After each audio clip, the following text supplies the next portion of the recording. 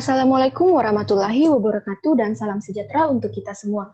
Perkenalkan, nama saya Leoni Ranumangiri, Prodi Pendidikan Biologi A, jurusan Biologi, Fakultas Matematika dan Ilmu Pengetahuan Alam Universitas Negeri Makassar.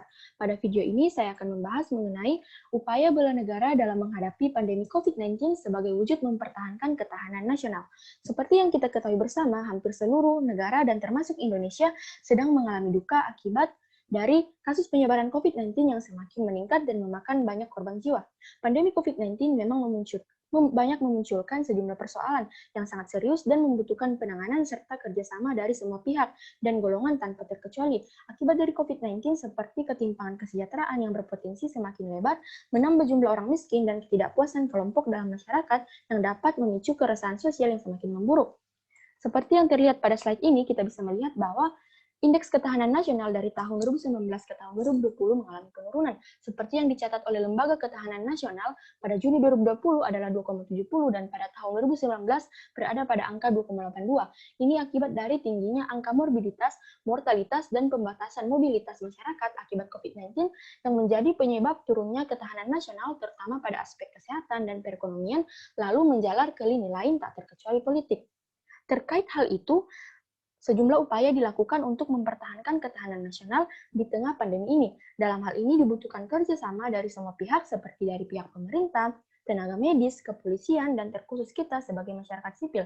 Upaya mempertahankan ketahanan nasional dapat dilakukan melalui upaya bela negara. Bela negara sendiri adalah sikap dan perilaku warga negara yang dijiwai oleh kecintaannya kepada NKRI yang berdasarkan Pancasila dan Undang-Undang Dasar 1945 dalam upaya untuk mempertahankan Republik Indonesia terhadap ancaman baik dari luar maupun dalam negeri. Hal ini tercantum secara jelas dalam pasal 27 ayat 3 Undang-Undang Dasar 1945. Perubahan kedua yang berbunyi, setiap warga negara berhak dan wajib ikut serta dalam upaya pembelaan negara. Seringkali masyarakat berpikir bahwa bela negara selalu berhubungan dengan perang, senjata, dan kemiliteran, sehingga menimbulkan persepsi bahwa bela negara hanya tugas dari kepolisian, tentara, dan pemerintah, tidak ada urusannya dengan warga sipil atau masyarakat. Persepsi-persepsi seperti ini yang salah dan berbahaya jika tidak diluruskan.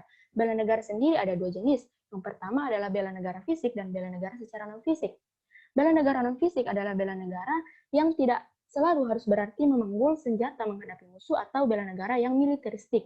Di sini dalam menghadapi COVID-19 kita bisa melakukan bela negara secara non-fisik yaitu dengan disiplin mengikuti protokol kesehatan COVID-19. Yang pertama, sering mencuci tangan dengan air mengalir dan menggunakan sabun. Kemudian menghindari kerumunan atau keramaian, sering menggunakan masker jika berada di luar rumah, kemudian sebisa mungkin menghindari jabat tangan dan memberikan salam kepada orang itu diganti dengan cara meletakkan telapak tangan di dada kiri, kemudian membungkuk, atau bisa dengan mengatupkan kedua tangan di dada, dan kemudian sering-sering menggunakan hand sanitizer. Berikutnya, kurangi kumpul bersama teman atau orang banyak jika memang tidak terlalu penting dan mendesak.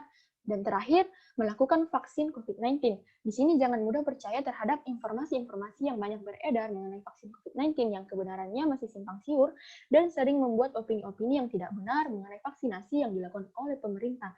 Karena pemberian vaksin ini merupakan upaya memutus rantai penyebaran COVID-19. Jadi jangan takut untuk divaksin ya.